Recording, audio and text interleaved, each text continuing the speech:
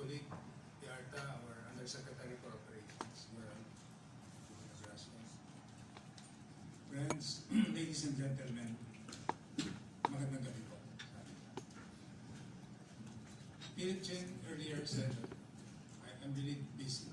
Yes, I'm very busy, but I cannot be busy for MCCI. Because every time I attend an event with MCCI, I feel so welcome.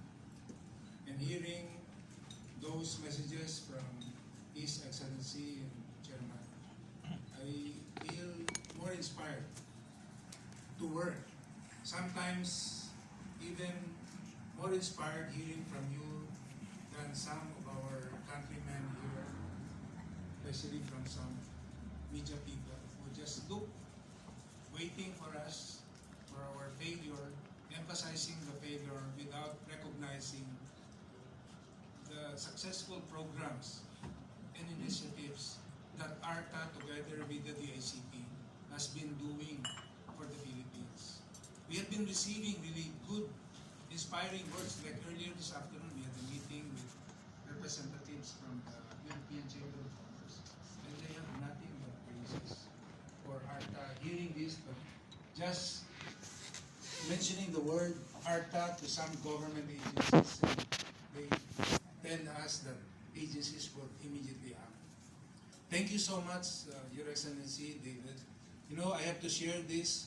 When I was first appointed officer in charge or undersecretary of the Anti-Rape Authority on December 1, 2018, the first out of the country travel I did was to Malaysia, sponsored by the World Bank Group, where I had the opportunity to visit the Malaysian Productivity Commission, or then the Pemuda Group, the counterpart of ARTA. We were just starting ARTA, and World Bank wanted me to witness personal experience the good things that Malaysia has been doing in terms of ease of doing business. Because when the World Bank Group was conducting this annual doing business survey, Malaysia was about in the 15th rank.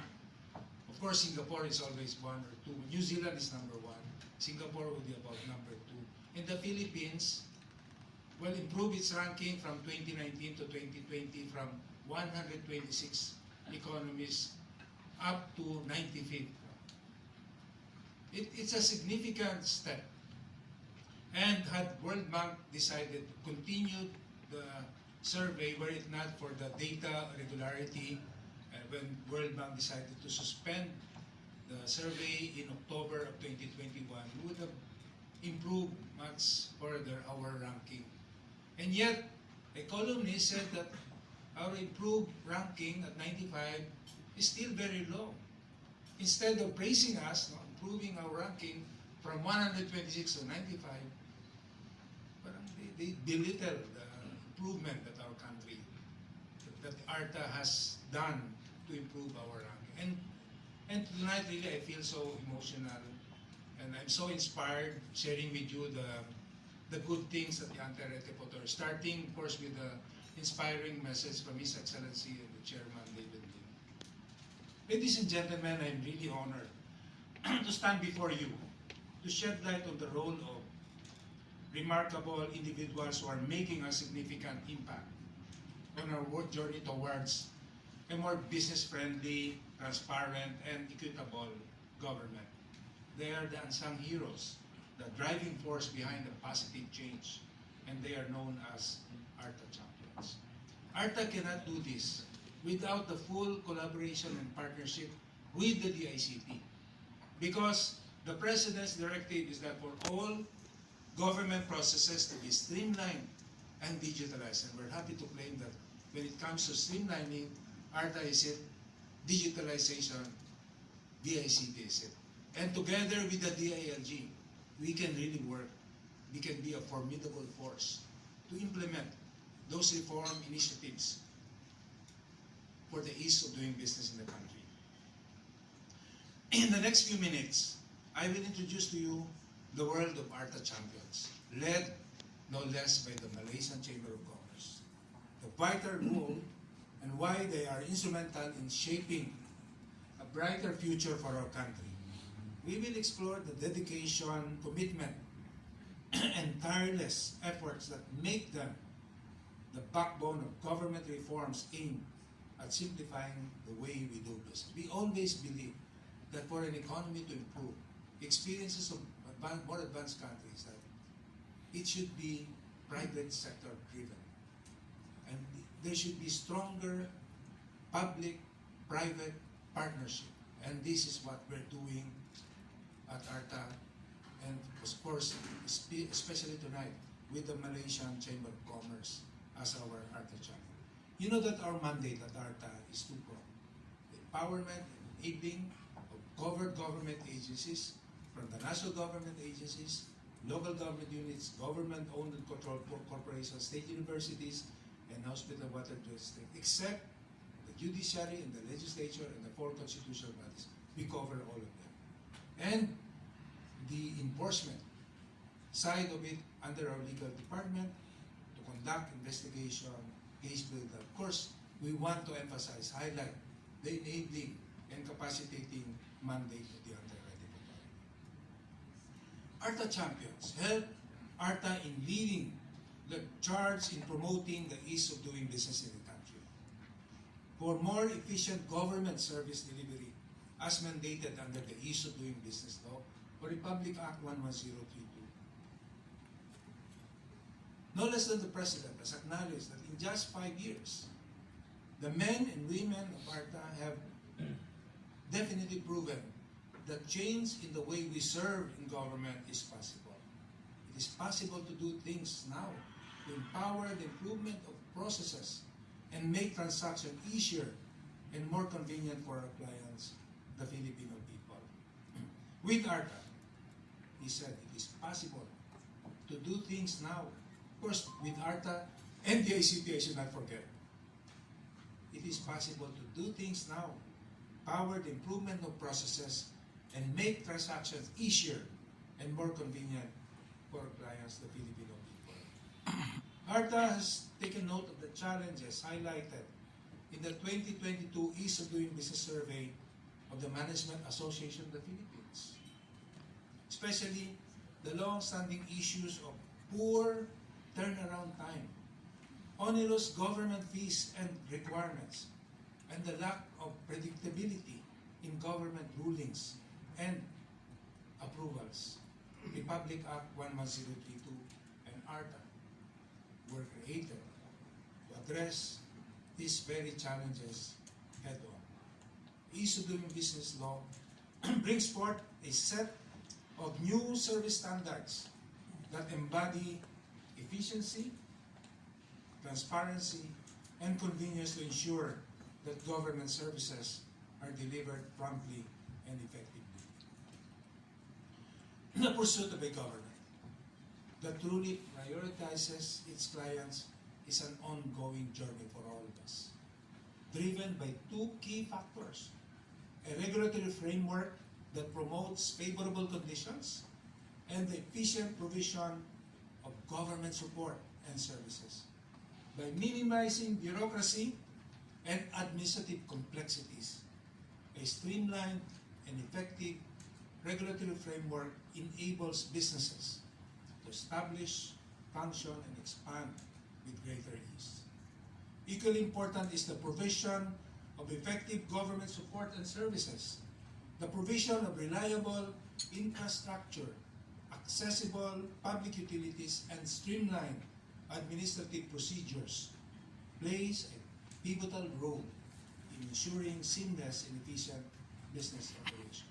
Let me share with you the Philippine Development Plan 2023-2028 with focus on improving bureaucratic efficiency under the 8-point socio-economic agenda of the Marcos administration. ARTA is at the forefront of driving transformative change in the country's business, of course, with the DICT as our partner. Our unwavering commitment to simplifying government processes and reducing bureaucratic red tape is closely aligned with the Philippine Development Plan 2023-2028, which sets the stage for realizing President Marcos' 8-point socio-economic agenda particularly on improving bureaucratic efficiency, all of which culminate in the overarching goal of ambition natin 2040, a future where Filipinos enjoy a strongly rooted, comfortable, and secure. I hope everybody will still be living healthy by 2040. Tama ba, Mr. David? We will still be here by 2020, Mr. Ambassador. First, improving the quality of regulations. These are the five key thrusts which we aim to streamline government processes. The foundation of any efficient and transparent government lies in the quality of its regulations. Second is the mapping and streamlining of process. This is being handled by Undersecretary Gerald de Vergas in collaboration with the DICT. ARTA endeavors to comprehensively map out government workflows, identifying bottlenecks and redundancies that impede timely and hassle-free services. Third is the digitalization of services under the principal mandate of the DICT. ARTA recognizes the potential of digitalization to revolutionize government operation and improve accessibility, and all of this will be shared with us later on by Undersecretary David. Fourth is securing compliance, involving not only monitoring and enforcing compliance with the ease of doing business law, but also recognizing best practices. Last but not the least is the legal and public assistance, which ensures that businesses and citizens have access to the necessary support and recourse when navigating the complex landscape of government regulations and processes. Achieving true ease of doing business necessitates a comprehensive and coordinated effort, one that transcends boundaries and operates on multiple fronts, national, sectoral, and with the private sector. At the national level, the ease of doing business starts with the national government. Policies, regulations, and the overall business climate are shaped by the decisions and actions from the national authorities. At the sectoral level, industries and sectors often have unique challenges and requirements. To address these specific needs, a sectoral approach is crucial. At the private sector level, plays a significant role. The private sector also holds responsibility for creating an environment conducive to business work. And the Malaysian Chamber of Commerce is very significant in this endeavor. In implementing its initiative, we have developed a 6-year change management from 2023 to 2028. ARTA is guided by the principles of team dynamics in the whole of government implementation of programs and initiatives. Since 2018, ARTA has been in the forming stage with a focus on establishing the foundational structures and resources necessary for the implementation of ease of doing business initiatives. By 2024, we anticipate the transition to the storming stage, where the focus will shift towards addressing resistance and challenges from agencies and stakeholders. That's why, as public servant, maybe David Admiral will feel this, facing challenge, sometimes unfounded charges by the Office of the Ombudsman, Civil Service Commission, charges that are nothing but actually aim to attack us, to stop us from doing what is right for the country. But we will not be disheartened. We will not be discouraged. For as long as we have people like you, we will continue to aspire to do what is right for the country. From 2025 to 2027, ARTA hopes for improved cooperation and alignment as issues across agencies are resolved. This stage will involve monitoring and evaluating the effectiveness of reforms, measuring their impact, and making necessary adjustments for sustained success. By 2027 to 2028, ARTA believes that the ease of doing business initiatives will be fully operational, requiring minimal involvement from ARTA. It is also expected that a culture of continuous improvement will be observed across agencies. In a study conducted in 2018 by the OECD, or the Organization for Economic Cooperation and Development, the Philippines was grouped together with Thailand, Indonesia, and New Zealand in the 80s under the RMS stage, or the Regulatory Management Stage. The Regulatory Management Stage is actually the stage by which economies or countries are classified according to how they are able to implement a good regulatory practice towards a regulatory management system that will provide an environment that will attract more investors, more foreign direct investments.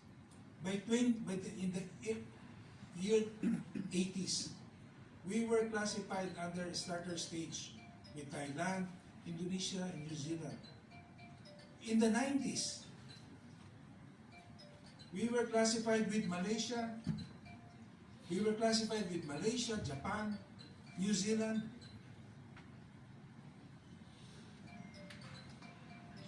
Enabled stage. By 2023,